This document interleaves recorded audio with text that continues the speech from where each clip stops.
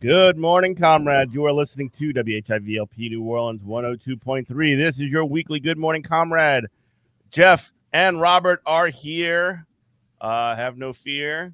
And we also have our very special returning cast, neck and neck, with most appearances on this program with Jack Reno Sweeney. He got one in a couple weeks ago. So the arms race will continue.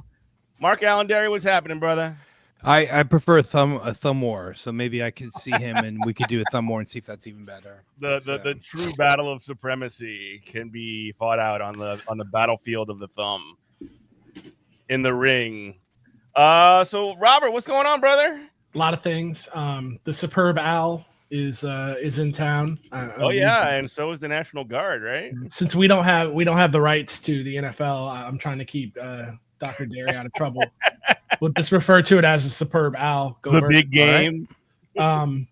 But no, it's disgusting. I'm very upset. Like, you guys wanted me to tell a story, but I figured I'd wait.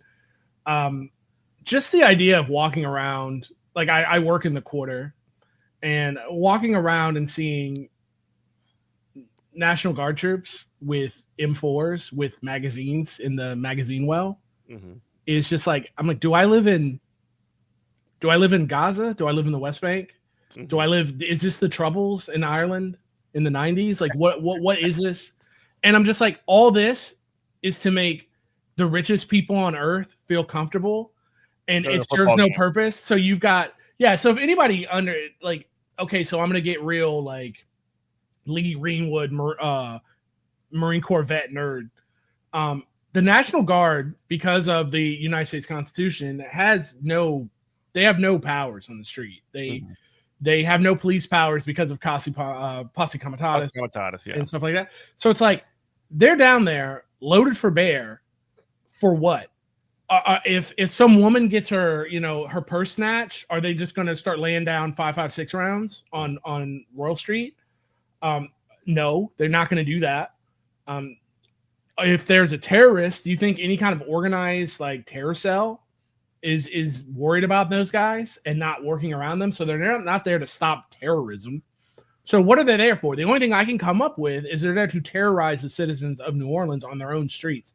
And the thing is, like, I had a confrontation with one of these dudes, just happenstance, and my, like, inner VFW, I thought of my white grandfather Raymond, who was he was in World War II. Like, he kind of just, like, possessed me, and he came out of me, and I'll lay down the story of what happened. So if you're on Canal and you know where the Marriott is on Canal, they have, like, a burger place attached to the Marriott, and I'm like, all right, cool, I'll go get a burger. They've got an Impossible Burger, and the onion rings are actually good. They actually do good onion rings, and I'm like, all right, I'm gonna get this. So I go in there. As American a thing as you could possibly do, go and get a burger and onion rings. So by the time I go in, hit the kiosk, my Impossible Burger with onion rings comes out. I'm flirting with the cashier lady, and by the time that happens, all of all of Canal Street is now blocked off. No traffic's coming back and forth, and, like, pedestrian traffic has stopped moving. Why, you ask? How long did it take to make those onion rings? Not that long. I mean, I would say 5-6 minutes max, right? Yeah. But by the time I walk up out of there, all traffic is ceased. And why, might you ask? Is because the Chiefs have now pulled up to the Marriott because that's where they're staying. I'm like, this is crazy. I'm, like, boxed in now. There's just, like, there's, like, NOPD guys and National Guard guys and all kinds of stuff, like, all around me. And The next thing so I'm like, I don't care anything about Patrick Mahomes I don't care if Taylor Swift's on that bus. I don't care. My first gig here was at the House of Blues. I am not starstruck. I do not care. So I just start walking back to my job, and this nasty guard dude starts running towards me, going, whoa, whoa, whoa, whoa, and puts his hand on his M4. And I just said, to not get an FCC violation, I use expletives, but I said, if you don't get out of my face right now. And he looked at me crazy, and I said, I'm giving you orders because you can't give me orders. And he still just stood there like he'd never been talking about that. And I'm just like, I walked around him, and I like hopped over the barricade, and I'm just like, the thing that this is where I say like my inner like Raymond came out of me. The thing that I has always been told as a veteran, as why you join the United States military, is we got to fight them over there so that way we don't have troops on our streets here. And here we are. And I'm like, this is insane. So, I mean, maybe if it's so dangerous in the city of New Orleans that you feel that you have to have assault rifles on the street to stop God knows what, I don't know. Maybe we shouldn't have the Super Bowl here, which is there's been plenty of studies done, peer-reviewed studies, that whatever city the Super Bowl, it's like the Olympics, but not as bad. Whatever city the Super Bowl lands in, it's a net economic negative. That money does not recirculate here. It goes right out. Ain't no housekeeper cleaning a hotel room getting a Super Bowl bonus this week. those exorbitant rates, those taxes are going right to Baton Rouge, and that money is going right to the headquarters that are not headquartered here of these hotels and restaurant chains and whatnot. I can understand if you got a mom and pop restaurant or whatever, and you might see a little more motion, but not any more than you would see during Mardi Gras. And then, of course, the trafficking that occurs as well. Speak to that. Yes, I can't. But please, like, no, I just know it anecdotally. But I mean, if you have more information about it, but yes, that is just like you said anecdotally. Just that I know that there are a number of studies, and there are people who can definitely speak more intelligent than I can about this. That the sex trafficking that occurs, especially amongst minors, is pretty significant, and of course that is a tragedy as well, because whenever you're going to bring in rich people, bring in rich men, you are going to bring in abusive behaviors as well. And so it's sad to think that, and I don't know if you guys can hear sirens. I apologize. I live, no, I can't actually. You're good. Got it. I live in downtown. Our windows are open, and there's sirens all. And that's another thing. The sirens that have been, again, I live downtown. I live on the corner of Julia and Chaptula, so we are almost in the middle of everything. And the sirens have been, the noise pollution has been pretty bad. And again, it's all just for a game. I went into the French Quarter yesterday to get some new Vans, and I needed new slip-ons, and the parking. So I went to go park. So first of all, I couldn't park anywhere because all the street parking, it was at 11:30. Yeah. So I got off of work early, got out of the hospital. It was like, okay, I need new Vans. Went down to the Vans shop to go get some new slip-ons.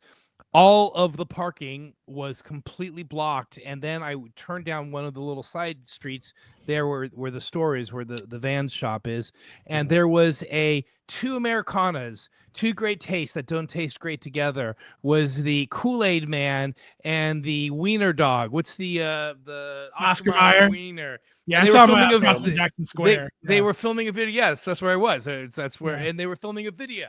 Right, and they were filming the video of, and so I'm like, dude, I just need to park. So there was all this just trying to parking, buy shoes, man. Right, and none of the guys would let me, because my wife is like, just buy it on Amazon. I'm like, no, I'm still very old school. I want to go. I want to touch the shoes. How you know if they fit? I know they fit because I've been wearing Vans forever, and I wear a size 10. So I just want to go pick them up, right? And so I finally got into the parking lot because they wouldn't let me park on the street where the free parking is. I got in the parking lot. I'm like, do I want to stress? I'm like, listen, I'll just do 15 or 20 minutes and that'll be fine. I hate paying for parking. It's my pet peeve. So I go to the parking machine, and the minimum to buy parking was for 2 hours. Get out of here. And the amount for 2 hours was $25. Mm-hmm. That is crazy. For street parking? 25. No, for the parking in the lot, you know, Oh, like yeah. that runs. Those lots are lot, highway robbery. No. But that's highway robbery now. That's usually like $2. Yeah. Like Yeah, when I talk to the people in the store, they're like, "No, this is crazy. This is usually like it's $1. It should be $2."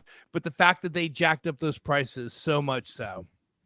In this city where, I mean, public transportation ain't great in the city. It's part of how they can get away with charging so much for parking as well. So there you go. 100%. I'll tell you this, and I won't, you know, on my sources, I don't want to give too much away, but between the way the city is being jerked around with the Super Bowl, and then now, and I will let me expand on that a little bit. So the NFL goes to these. So now that I've seen it firsthand, I've smelled the beast's breath with, you know, my own nose. What the NFL does is they descend on whatever city like a locust, and they just devour everything.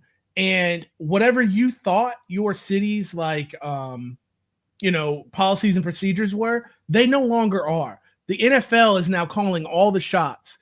And how angry city officials are and city workers are with the NFL, and how like there is and between that plus the Gail Benson Saints Catholic Church kitty diddling, running interference for kitty diddlers scandal, the way I've seen guys who are all they can talk about is the NFL. They're NFL experts. Have turned on the NFL, and then also how they've turned on the Saints. It makes my heart go pitter patter. We are in the emergence, and this is kind of the theme of I think it's going to be this whole hour of we're in the midst of like a dark awakening of how like people are seeing 100%. things mass 100%.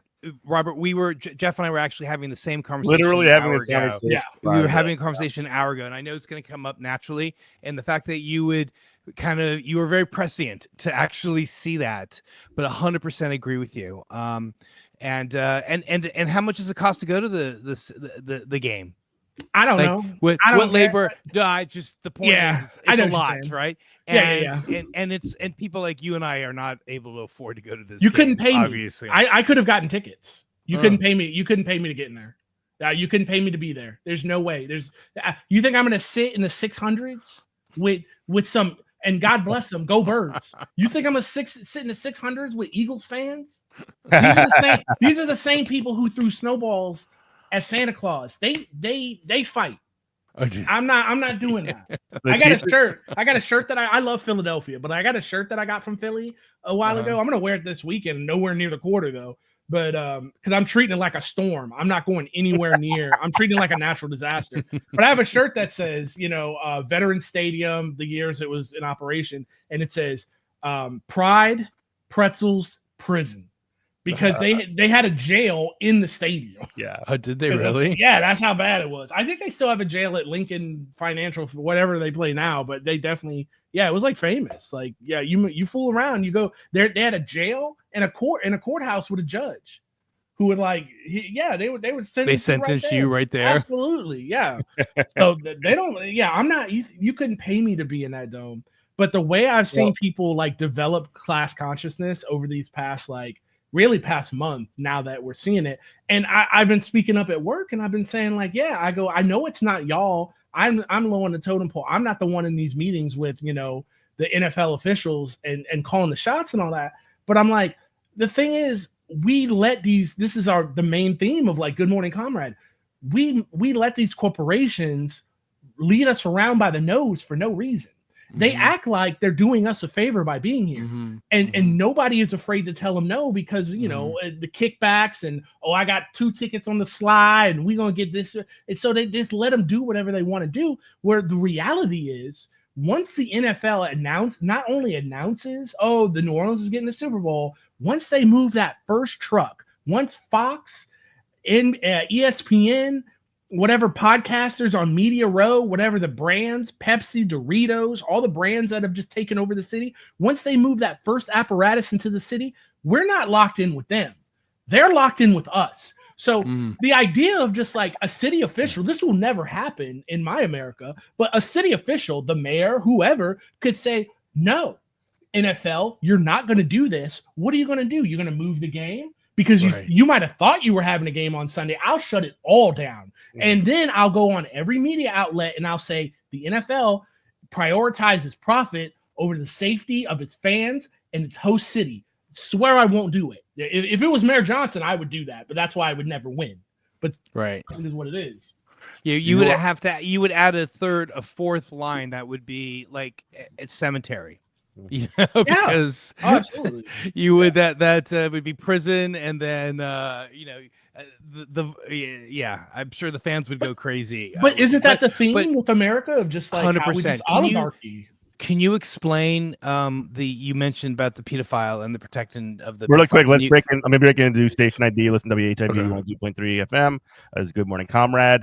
And also our research department did do a quick fact check on the price of a ticket. The cheapest ticket to this game is $2,651 for like the 600 section in the corner, all the way up in the sky. Divide that by like $7.50 or $7.25 minimum wage. Oh God! It's just like how many days? Like how many? I know you want to talk about Gale and the Saints, but just to put a capstone on this, how disgusting this is. We have a literal concentration camp set up in Gentilly that took people. That right now as you speak, taking people's liberty away, homeless people for the only crime of being poor. So the richest people on earth don't have to see the poorest people on earth. What is this? No, it is what you think it is. Exactly. It is exactly what it looks like. So let's move on to what you were talking about the Saints and the Catholic Church cover-up. Can one of y'all give us a rundown on that? I mean, I know only what I haven't honestly dug that deep into it. I only know what I've been, skimming, but the idea of what happened was the New Orleans Archdiocese, they busted R-wording kids, raping kids. And they had this, and so they wanted to have this whole PR push, and they wanted local media to get involved.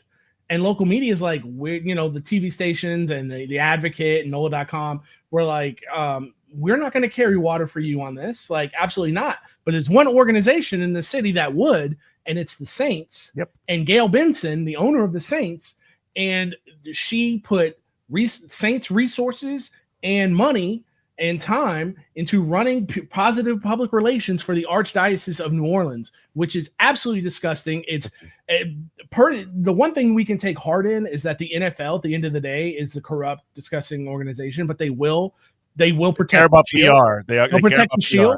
Yeah. This should be conduct unbecoming of an owner, and she should be stripped of the franchise. Inshallah. Hopefully, because you can't. I mean, you can't be bad. You can't put. I'm being cynical here, but you can't put a bad team on the field, and carrying water for child rapists like that. That's just not going to work. And the amount of guys who I've seen who are just like they will literally fight over the Saints, who have been like, I can't mess with this anymore. So it's funny you should say that. So a very, very good friend of mine, huge Saints fan, several seats. He has several sections because he takes a bunch of friends and stuff like that. And he called me up. He needed some medical advice, whatever. We kind of talked through it. And I asked him about the Super Bowl. And he said to me, I'm like, oh, are you going, or do you have a box seat? Or because he's a high roller here in town. And he's like, no, man. He's like, I gave up all my seats. He's like, I don't follow the Saints anymore. I'm like, what? Really? He's like, yeah, after the whole scandal with Benson covering up for the pedophiles, he's like, that was it. I was done. He's like, I haven't watched Saints games since. That shocked me. That completely shocked me. So what you were saying a moment ago, there's a little hopium right there. Like there's a little hopium. People have limits. Like you said, people do have limits. People are waking up, and it's nice to see. But we are talking about an organization that recognizes and has hid a number of studies, or they have known for a long time, just like they hid climate change and tobacco, that football causes early dementia, causes significant damage to the brain, and the notable advanced aging that occurs amongst football players, especially those that take a number of hits to the head. And the fact that they tried to hide that for so long is disgusting. And I think that by itself needs to be remembered and recognized and shamed all the time, because we see these football players in their greatness in their 20s. They're used. I mean, this is another thing I would imagine is a theme for GMC, is how workers are exploited for such a short period of time, especially athletes like these guys that play such an aggressive game like football. These are people typically of color that are exploited for a very, very short period of time. If they're lucky, they're paid well, but then the rest of their life, they are spent suffering, and they just become a shell of themselves. And I look at somebody who I admire greatly with Muhammad Ali, but at the end of his life, the number of blows he had to take to his head, again, for the entertainment of the rich industrialized complex, or the privileged industrialized complex of this country, is shameful and embarrassing. And again, what kind of country do we live in? We know exactly the country that we live in. And maybe this is a segue, not to take your job away from you, Jeff, as you host. No, y'all are doing great. This is easy. I'm not even working tonight. What kind of country are we living in? I'm sure. What have been your conversations for the last couple weeks? The politics of where we are today is, this is something that the three of us have all known. And I think, where I'm at, I feel as though I have spent so much time warning. I started a radio station. Hell, I started a radio station, 102.3 WHIV. I started a radio station to talk 10 years ago. I was concerned about the moment that we find ourselves in now. Yeah. And back in the halcyon days of 2015. The before days, right? Before problems existed. No, but I mean that, I know that we all kind of had visions that this was going to eventually happen, but we're seeing it. I never thought, I thought it would get bad, but I never thought that we would see an unelected robber baron get into the OMB, find the codes and hack the codes, be able to get a bunch of 20-year-olds, hop them up on Adderall and fentanyl or whatever, ketamine, and that they could get in there and play with the codes, because they don't just have read only, they also have, or at least they're reporting that they have a write only ability to get in there, and this damage can be so destabilizing. No, absolutely. I mean, everything you said is correct, but I don't know. I come at it from a little bit more cynical perspective, to where I don't even think it's cynical. It's just like a hot take, I would say. And I'm not, and I want to preface this with, we talked about a dark awakening. I'm not an accelerationist. I'm not an accelerationist, nor do I have the power to even accelerate. I didn't vote for Trump. I didn't buy a Trump coin. I didn't give him $1. You know what I mean? But this is not my fear. This is actually, I don't want to say I'm excited, because people are being hurt. People are going to die. It's terrible. But this is, if we're going to go through this hell, this is the way I want to go through it. My biggest fear was this happening under neoliberalism, and there would be no resistance. Now, when just to swing it to Gaza real quick, for example, when Trump says we're going to take over Gaza, I applauded. I clapped, because I was jumping up and down like a hyena, because that's what I want to hear. I don't want to hear the flowery neoliberalism of an Obama or a Biden, because that's just one more layer of lies that we have to cut through to get to the real enemy. It's one more. It's one more shield that neoliberals can hide behind, that we're somehow doing things for the greater good, that the lies that we've always been told. Now that the mask is off, millions of people, after Trump said, we're going to take over Gaza, millions of people woke up the next morning and said, I see what the problem is now. There it is. It's America. America's the problem. No. So now it's straight no chaser to like Jeff and I play. Not only that, like in addition, I'm sorry to cut you off, but Yeah. you see at the exact same time that's happening, you see like all these liberals posting on like Instagram and Twitter and all these social media websites saying, oh, well, look at what the uncommitted movement brought it. Don't you wish that you had voted for, old girl now? And it's just absolutely not. It's like one of these sorts of things where, well, regardless of like where you come down on it at this point, the point that the idea that liberals are going to come in and be so smug about it and so like disgusting about it and like rub your face in it, is like, don't you want liberalism now? Is literally like you're literally organizing the enemy. You're literally doing the thing that you're like complaining about when it isn't new. When you had in North Carolina flooding that took place, liberals are like, oh, that's a red state that went for Trump. They get what they deserve. Stuff like that is just.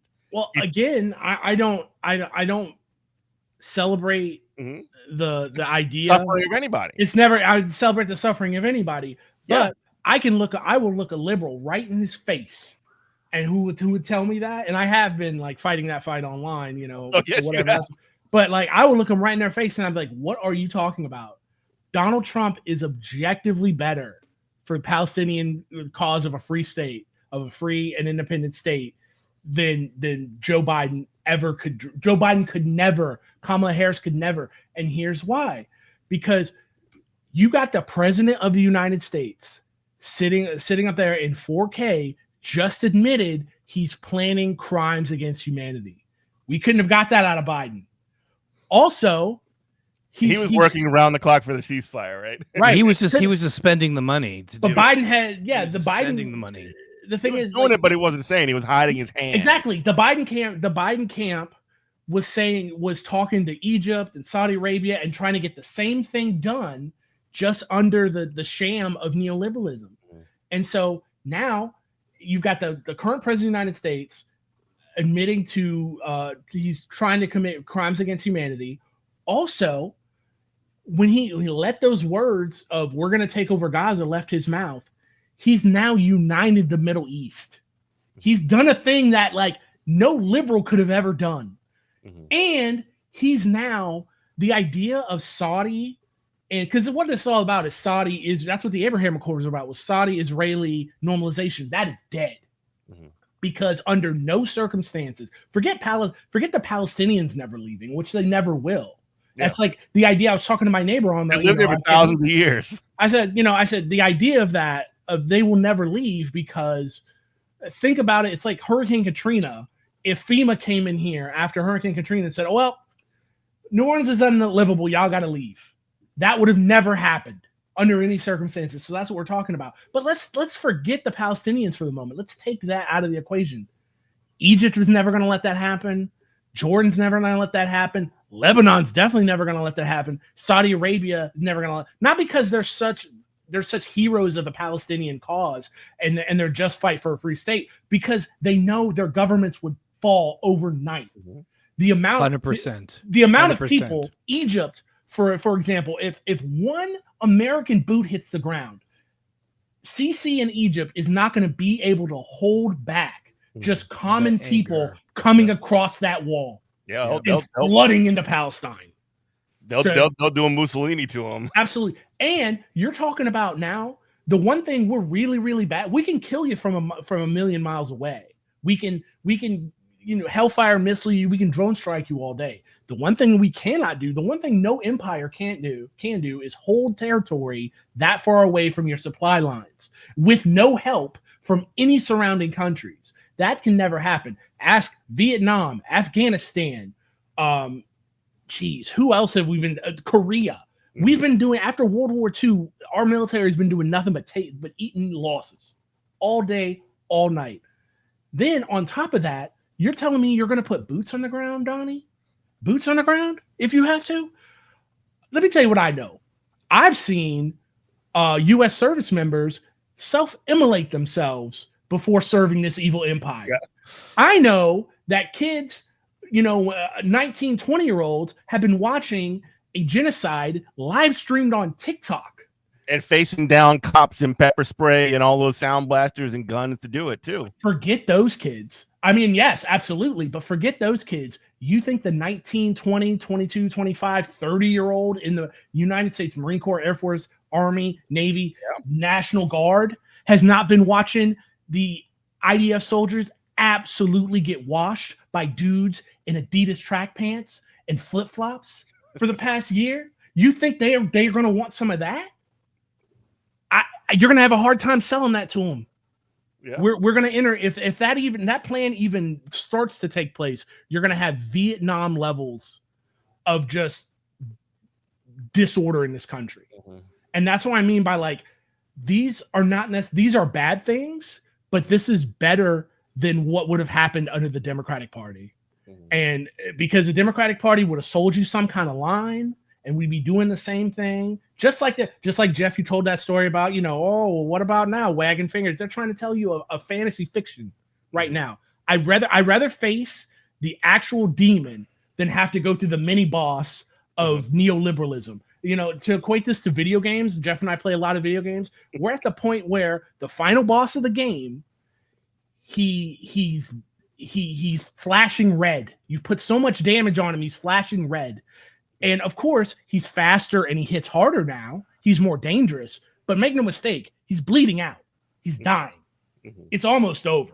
And that's why I take heart. That's why I don't get depressed. Every time I hear something crazy Donald Trump says, I'm like, bring it on. More. Pile more. Because the more people it hurts, the more people it affects, the more pushback we're going to get towards it. And again, I can't control any of this. All I can do is what these people have been doing for generations is taking advantage of a bad situation that they created. So they're creating the bad situation. I'm saying we need to take advantage of it and not let it depress us. Mm-hmm. Do you think then New Orleans 102.3? Good morning, comrade Jeff, Robert, and Mark Allen Derry. Go ahead, Mark Allen. Do you think that there's a resistance brewing then? Absolutely. Absolutely. You've seen, what's been kept from us. Again, please, people, I know TikTok is kind of compromised, but get on TikTok, get on Red Note, get on Shanghai Shu.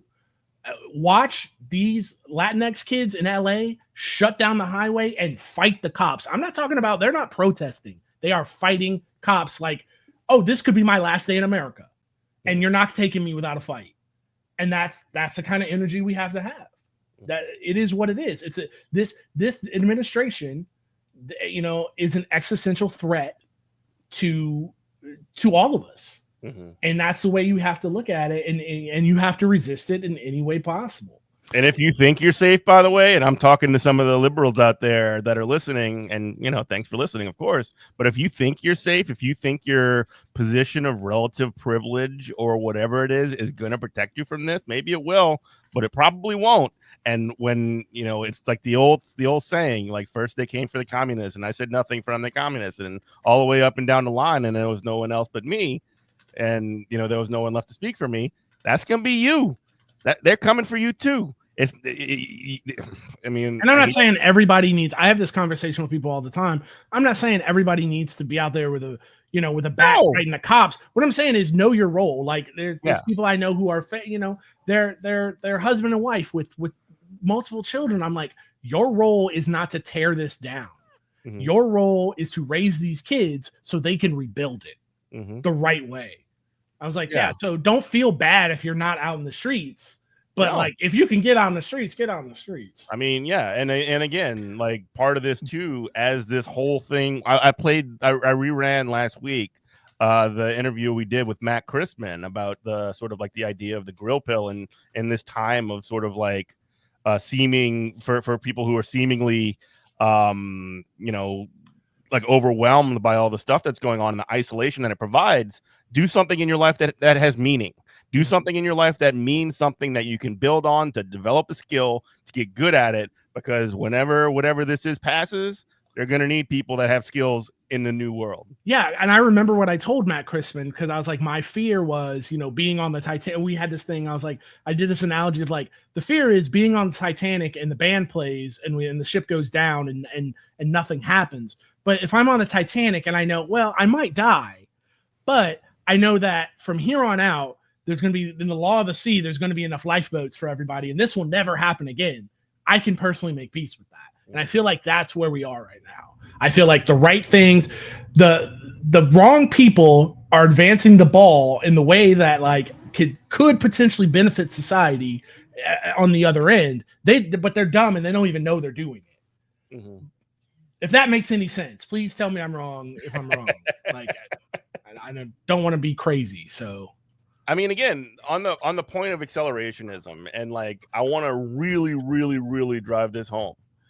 The accelerationists are not like normal people. It's not even people who are like these like MAGA communists or whatever these freaks are who are like, oh, we need to support Donald Trump because we'll bring on socialism or whatever. But like, it is literally the people in the driver's seat of the the biggest seats of power that exist in this country and in the West generally. I mean, the idea that like you keep seeing these quote unquote, it's not actually a populist movement, but these sort of like quote unquote populist governments popping up in these Western nations because the establishment of neoliberalism is falling over. It is falling off and it is dying before our very eyes.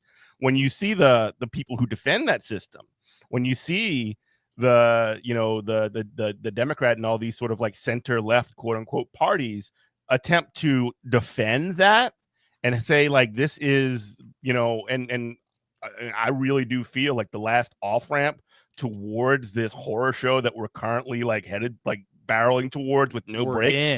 Yeah, well, sure. We're there. We're going there. It doesn't really matter, but like it's coming no matter what. But the last off ramp to that was to blow off a little steam with the Bernie movement. Yes. That ship is sailed. That is over with, and now we are going straight down to crazy town. Bernie was the last hope for capitalism because he would have kicked the can down the road. FDR'd it a little bit, kept the game going. Yes, but like the things that like when Trump said, oh, now we've gotten rid of the executive order to dismantle USAID. USAID, and I'm laughing like an unhinged maniac. That's because like the worst imperialism movie. You have Democrats coming out and saying, "Please don't do that," and they have to admit that it's a CIA front. And I'm like, can somebody tell Donald Trump and Elon Musk that the CIA is full of trans people and they're also woke? Can we do that as well? I mean, also to be clear, USAID is where PEPFAR lives, and PEPFAR has single-handedly saved the lives of 25 million people of HIV. Oh, yeah. Oh, of course. So, I know that USAID is an arm of soft power, and I recognize that, and I'm glad that, and here's another example of what you were talking about. More and more people now see that, and yes, they do recognize that USAID, but that I don't think they were closing. They've shut down. I can't even believe that we've shut down USAID. I don't think that the USAID has been closed because of the connections to the CIA. I think it was closed because it was just helping poor people. I think it was the most massive flex you could ever have, which is let me see what happens when the richest people in the world can completely F over the poorest people in the world. Yeah. I mean, that is in the world of billionaire class and status that those guys run around in whatever circles, effed up circles that they have there. That is the most incredible flex that you were able, as the richest man in the world, to exert your energy to completely take away what little crumbs the poorest people in the world had. You were able to remove it, not legally. It was a coup. You did it with a coup. This is what we're seeing ahead of us is a coup. And it breaks my heart, to be honest with you. It's hard to talk about that and the CDC and the NIH. I know we're going to talk about that in a moment, but go ahead, Robert. I didn't mean. No, I was going to say, see, Doc, see what I'm saying? But see how you proved my point there, Doc. Is that how you just defended a neoliberal organization? Because they come out with the good, and then they 100%. They stuff that poison pill in there. But I'm also an HIV doctor. I No, get no. and I you know, and I can't. I recognize it, and I recognize I have a bias that's a mile long, and I'm also from North Africa, so like I've seen it. Like my family's from Morocco. I'm first generation American. I'm a child of immigrants. Like I've seen it work, you know, and it's brutal. And I've worked when I was Ebola doctor working for WHO. I saw what USAID did. A lot of it was a waste. We could talk about that at another time. What they did was horrible, but they were there. They were doing it. You know, that was Obama years, and he was actually doing the thing. I want to jump in on that point because, like, it's not to say that nobody here, I don't even think Robert is saying that obviously understand this as well, but like these arms of these soft power sort of like front of empire, it is going to, you know, ass backwards into doing some good in the world, because with all of the wanton destruction that the U.S. empire does in order to like justify its own existence, it has to do some of these services to the world to sort of be like, we are the beacon of, you know, Western civilization, take that China or whatever. Like there has to be at least a story that the empire is telling itself, and, you know, do a little bit of, and again, I'm not going to underestimate or undersell any of the actual good that comes from it, but like the idea that the idea that like we're going to, because the imperialism isn't going to stop because we cut off USAID and we you know, smashed that to pieces. The hard part, it's only iron gauntlet now and no velvet glove. Yes, that's all it is. It is smash, and no fix. There's not even going to be an attempt to rebuild the world in the American imperial image. It is just smash all the toys. Yes, I want to live in a society, Doc, where it doesn't put good people like you into a trick bag, and you have to like defend evil because it does some harm reduction. No, I don't even think. No. That's absolutely my point. Mm-hmm. I want to dance it to quote Marjorie Taylor Greene, the only good thing she's ever said. I want to dance in the sunlight so everybody can know the steps, and we don't have to pretend about stuff, and you don't have to put poison pills into good things so that way people will do them. It's like that is our MO. That's neoliberalism in a nutshell. It's like we break it, and then we tell you how we're going to fix it, and then on the back end of that, we're planning on how we're going to break it again. Yep. I do want to point another thing out too. Like we're also seeing, while we're seeing this sort of like velvet glove part of imperialism fall off, any kind of good that it can purport to do, getting completely and intentionally like targeted and killed. We're also seeing on the domestic end the way that this is being done across the board. It's not just USAID, but you see all of these. Institutions that were enacted by Congress, like our own constitutional system, and you see the president just step in and say, "We're just scratching that, and I can do it because I'm the president." Or, you know, so we're seeing essentially what is happening, not only an imperial crisis, we're also seeing a domestic constitutional crisis that's taking place, where the only reason that this can happen is because you see, honestly, because the quote unquote opposition party of the Democrats is like approving Marco Rubio 99-0 to be the Secretary of State. You see like no brakes on this train, on this crazy train. It is going hard, and the people who are like, we must resist Donald Trump because he's uncouth or whatever, aren't doing anything to meaningfully stop this. They have literally given up, and they have said that they've given up, and they are blaming the people who are the most subject of this, the people that are in the targets, that are in the crosshairs of this whole thing. And they're like, you got Hakeem Jeffries talking about, it doesn't matter who's in president because God's on the throne. It's in God's hands. Then quit, bro. Let me get your job. How about Charlie Schumer? We will win. We will win. We will win. I mean, the lackluster, like I've always said, you know, paid losers. Democrats are paid losers. But now we're like, I still can't believe that we are seeing a coup happen in front of our eyes. It is live. We're watching it on the news. I grew up in a very, very, very, very religious Jewish home. Very, very religious, family from Morocco, and a lot of Holocaust, family in Holocaust, and a lot of folks escaped into Morocco, which was neutral zone. Obviously, that's what the movie Casablanca is all about. And so I had to go to Jewish schools and yeshivas growing up in Los Angeles. And in those days, in the 70s, growing up when I was 5, 6, 7, 8 years old, we used to have to watch the actual black and white Holocaust films, the films that they found that the Nazis would film. And I remember, in those days you could be 8 and walk home, and I would walk the 5 blocks home, to get from the yeshiva to my house. And I remember just like walking home and thinking to myself as a 7, 8, 9, 10-year-old, how did we get here? Mm-hmm. How did they allow that to happen? Yep. I thought, now, mind you, I think those films are child abuse. Like, they should not be showing starving, tortured human beings to 5, 6, 7, 8, 9, 10-year-olds. They obviously, I don't think they're doing it now, but we had to watch that stuff. That was brutal stuff to have to watch. But I have been plagued for decades. How did they allow themselves in that situation? And it's clear. We're watching it now. Yeah, we're seeing it happen in real time. We're watching it happen right now. And it's very, very clear. And it's scary. And the thing, and people I remember having discussions a year ago. They're like, listen, even if he wins again, our systems are too strong. How many times have we heard that? The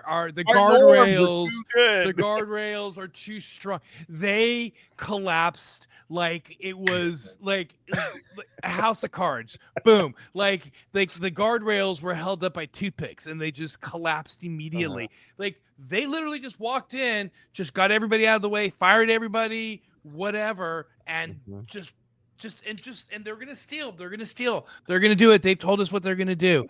They wrote a 900-page book called Project 2025. So we know the playbook. They handed us the playbook and they were like, here's what we're gonna do. Read about it now because you are going to quote us later.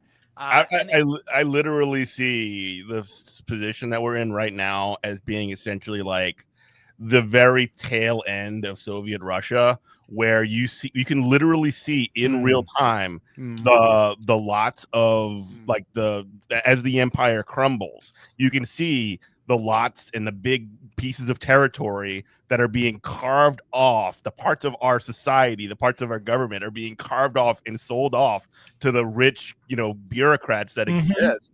And I mean, you got I almost sort of see like Musk is like the Yeltsin figure, like coming in on a tank, like trying to do it. And the other thing that's so crazy about this is that like it's also happening where they're literally sending in their own like Hitler youth to do the dirty work. Right. That's why I said these 20-year-olds, right? Yeah. That are beholden. Probably Musk got them laid a couple times. They probably played around a little bit with some of the ketamine. They're forever devoted to him, and that's it. And that's all it takes. Yeah, they wish they were level 97 in whatever game. Oh, Path of Exile 2? Not the game I'm playing right now as I talk to you. You gotta catch Elon some kind of way, right? I've been called him. What a loser, man. God, he's got to fake his way through video game greatness. Yeah. Let me ask you guys a question. When do you, so two questions for you, 2 different topics, so choose one. Either one, when do you think violence starts and when do you think that becomes normalized? And how does that parlay? How do you see that moving down the line? And 2, maybe these are related questions. They just need to write one bad code where Medicare payments stop or where Social Security payments stop or Medicaid, 72 million people on Medicaid. I mean, what is it? What is the thing that could collapse? It's any one of these things. We saw how quick the guardrails came down. So what kind of guardrails does society have? When do people pick up the pitchforks and you understand what I'm asking? Go ahead. Yeah, I was going to say violence on what end? Yeah. Well, violence has been going on. Well, violence. I was meaning violence onto us. But you're right. I mean, violence on what end? Violence on us is already happening. Like I said, I can take you to the concentration camp right now. Right. So that's somebody asked me the other day. One of my friends asked me, he's like, well, what's your trigger for, oh, you're going to leave the country? And I said, we've already passed it, but I just don't have the money. I'm trying to save the money right now. And like my last payment thank God, like I have homework to do after this. I graduate in May from the University of Cincinnati. My last student loan payment just went through. I just made it under the radar. So it's like, we're past that. We're past that. When you're going to see violence from people in the street, that isn't happening right now, because it is happening, but they're just, I don't want to sound like we live and they live or something, but like if you're just watching TV, you're not seeing it. If you're just online and not in the right, if you're on YouTube and not in the right algorithm, you're not seeing it. But it's already happening. It's going to take, I would say, people's material conditions are going to have to get a little bit worse. When a jalapeno poppers stop flowing, that's when you're going to see the tariffs. Really, it depends. I think it hinges on the Chinese tariffs, because everybody who's super, super excited about these Chinese tariffs that do not realize that the United States makes nothing. We're a consumer nation that depends on exploiting the world's labor force for literally everything we have. So it's like we're pointing a gun at China and Mexico and Canada, but everybody knows we have no bullets in the gun. Like Canada's playing nice with us. They could shut off our heat tomorrow. Literally shut off the shale oil, and it's all over. China could just say, oh, you want to do what? What are they doing? 10% tariffs or whatever they say they backed it down from 60. China can just say 100%. How about 100% tariffs on everything exported? We'll do it for you. We'll put 100% taxes on everything that comes from us to you. We'll help you out. And then all of a sudden, the economy instantly. Yeah, and when Mima can't buy anything at Walmart anymore, when Temu shuts down. Oh, it's not even that. Like I buy stuff off of Temu and AliExpress because it's like, why would I buy off of Amazon if I can wait on something? I can get it for half the price. And instead of doing this dance and pretending that everything we own isn't made in China. So, but as soon as like it hits retail, yeah, it's going to be these people will Here's the fear though, Doc, is that if that happens and the situations get bad enough, it's going to take people like Jeff to like talk to those people to make sure that their anger is pointed in the right direction. Because my fear here's my actual fear, is things are going to get materially bad for a broad swath of people in the country. They're going to want blood, and Trump's going to give them that blood. He's going to give him the permission structure. Exactly. I mean, the fact that he already allowed, already doing it. He gave the Jan 6ers the opportunity to perform violence on the police and to other people, and they all got out of jail. What does that say in terms of people who, you're right, if they're going to want their pound of flesh on, they're going to take owning the libs to a whole new level, which is incredibly. But to go back to your point about tariffs, I wanted to ask you guys something. I have a colleague of mine who works in the hospital, and he, as some doctors do, are stock market people. And he said that there's an index called the VIX. And he says the VIX is an index that actually bets against the market. So it's an index that bets against the market. And he was like, I think what Trump did was know that the stock markets were going to crash, probably called a couple of his people, said, go ahead and jump on this market, get the index, whatever. I feel like I know what I'm talking about, but I don't, but buy these or whatever. And what he showed me on his phone, the app that he carries that he can always see where it is. You see a spike. It was baseline. And then boom, this huge spike that lasted a couple hours as the stocks crashed. The VIX market got super, super hot for a second, and then it crashed after a couple hours. Yeah, that means a lot of money's exchanging hands in that little period, isn't it? I mean, so it's an interesting thought, and that's just like that's just a formalization of how the wealth is being redistributed and concentrated amongst these, these already extremely wealthy people. They're just using, essentially, it's almost like they're distilling it and putting it into a situation where they accumulate. And he can more. control. He can control the markets. I mean, that's real power. That's the ability to control the financial markets, so that you know that whatever it is that you say or do will affect the markets the next day, and you, in this case, bet against it. That was like, I swear, I think obviously we all think about this sort of stuff regularly, but when he hit me with that, I was just like, wow, that's really interesting. I had not thought about that. So I don't think personally that Donald Trump is smart enough to short the market and to take shorts and then do I think the policy people that's around him are. exactly. Because I think Trump just operates like a dumb animal.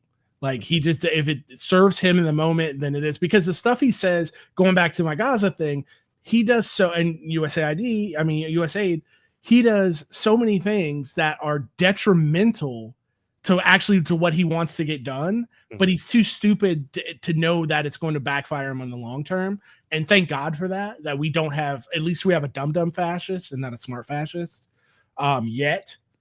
But I agree with you. You stole my thunder. The people around him are definitely smart enough to. I mean, you could forget the Republicans, the people around him. I mean, you could follow the who made a bunch of money when the markets crash. Nancy Pelosi. You can follow the Nancy Pelosi fund. There are investors who all they do is follow her trades. Yeah, because she's insider trading. Right, I've heard about that. Yeah, 100%. Obvious insider trading. Yeah, obvious. Well, I do want to wind this up really quickly, but before I do that, we have about 2 minutes left. I did want to give another shout out to the University Medical Center nurses who are once again on strike. This is sort of like, again, we're talking about the sort of like state of flux and chaos that we're currently existing in. Part of that chaos and flux is also providing some opportunities for workers to stand up and to fight for their material benefits and their material conditions. And for the past 2 days, 5th and 6th as of recording, which is today and tomorrow, I believe. I'm sorry, yesterday and today, there has been a strike at UMC. Strike is this second one that they've had, and it's demand the progress on their union contract. This is another ULP strike, and get out there, support the troops and support the workers that are out there standing up, because these nurses, these folks are literally the people that take care of all of the people that are in hospitals and that are in that have very intense care, and they get treated. They work long hours. They don't get paid enough. And their benefits and they're short staffed and all this stuff. We talked about it last time. You can go look at our last episode because none of those issues have really changed. But as this sort of like contract fight has progressed, we're definitely seeing workers definitely willing to stand up for themselves. Yeah, absolutely. Erin just came from there and she brought me food, so I'm very excited to eat that when we're done here. Yeah. I think that obviously worker. I think I've said this a million times. I think that if physicians had unionized in the 70s like they wanted to, but there was such a pushback, of physicians who didn't unionize. Mm-hmm. Whenever I have this conversation with older doctors, we weren't going to unionize. In those days, the class consciousness was so profound, which was, blue collar workers unionize. We're physicians. We don't need to do that. And I always stop them and I'm like, how'd it turn out? Mm-hmm. And then they're like, then that's when they realize, yeah, maybe if we had unionized, we wouldn't see the healthcare system that we're in right now, because we would have been so strong as a single voice that there's no way, we would have had a single payer healthcare system. We would have been a lot, we would have easily been able to push back on that. So I think healthcare workers striking, obviously, I support. Certainly, I wish physicians had had unionized back in the days when we had the opportunity to do so. That ship has unfortunately sailed. Maybe this is something that younger generations can do, and I certainly hope that they do. We have seen smaller unions of residents that happen in hospitals. I think that's been good. I've never heard of doctors striking, but I think, Jeff, are there folks that are striking in Oregon right now? I think there are nurses and physicians that are striking in I want to say Mercy Health, but I don't know. I may be making that up right now, and apologies for not having this directly on the tip of my fingers. But I think that there are folks that are striking right now in Oregon. Yeah. So yes, there is a contingent of folks on there. I don't have the details handy, but yes, I am aware that there are actions that are taking place in not just Oregon, but across the country. I mean, this is something that's not isolated necessarily. Obviously, there are specifics to each geographic location, but these are tendencies and fights that are taking place across the entire industry. And super last thing, and we do got to jump, but like a lot of times you'll see unions and union leaders and a lot of stuff that's going along with that not necessarily align with what is specifically happening on the day-to-day of the sort of like politics mess that we're constantly seeing. That's because that is a like union politics or class politics, and that is something that transcends any moment, and it is a long game power building exercise, and people need to realize that unions are building power for the working class, full stop, because it is getting more power in the capitalist system into the hands of workers. More power 100%. Is being built by workers. And, unions might not always be as democratic as we hope. They might not always work the way we want to, and they might not come down in certain this or that position that makes any kind of logical sense. However, like in the long run, unions good, workers good, and got to support the troops. 100%. Absolutely. Jeff, I know that we have to go. I just want to say real quickly in one sentence, bird flu's moving in the wrong direction. And we are getting mutations that are moving us closer and closer to human transmission. And I'd love to come back on and we can chat about it. But just if I could summarize it in one sentence, if with RFK coming on board, if he does get voted in, that's almost 100%. Count on it to happen. I mean, and then the other atrocious and horrific thing is that the muting of the CDC and NIH. But those are other conversations. I know we have to go, but just a teaser for at some point in the future. Cool. Well, thanks again, Mark Allandary, as ever. Robert, thank you as ever for coming on the show. You can definitely check us out, goodmorningcomrade.com. And thank you so much for listening every Saturday, 10 a.m., WHIV FM 102.3. We love you. Bye-bye. Hold up on